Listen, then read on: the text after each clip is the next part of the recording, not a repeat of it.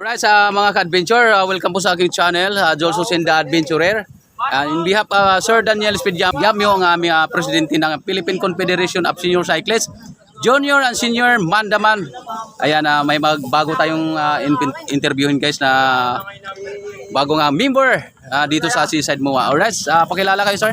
So ano nga po, ako pala si Jezreel Dave J. De Leon, galing sa Sampaloc, Manila, sa balik-balik.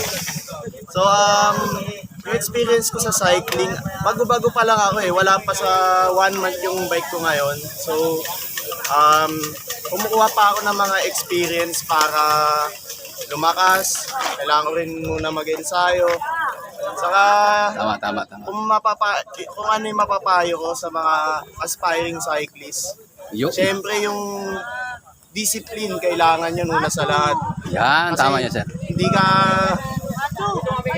ka lalakas kung wala kang discipline na mag-ensayo, kung patamad-tamad ka.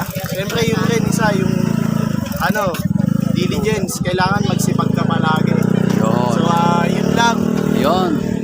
Maraming salamat sa inyong napakagandang mensahe sa ating mga bikers ngayong umaga. So welcome sa group ng Junior Mandaman. Ayan. Alright guys, mayroon na naman tayong bagong member dito. Ayan, in behalf of Sir Daniel Espediamio, ang aming presidente ng Philippine Confederation of Senior Cyclists, Junior Mandaman Elite Cyclists. Ayan, sir, pakilala muna kayo sir. Ako po si Russell Andre Siapales at isang taon at 3 months na po ako nagbabike. Yun. Isang taon. O yan. Ano naman nang na-experience nyo sir sa inyong pagbibisikleta? Masaya po sir. Ayun. Anong ipapayo natin sa mga junior o sa mga gusto pang sumali or magbabike dito sa Seaside MOA? Yung runner bigla. Pag nag-bike kayo tapos nag-give up kayo, wala yan. Bawal yan kasi pag nag-give up kayo, wala kayong maranasan.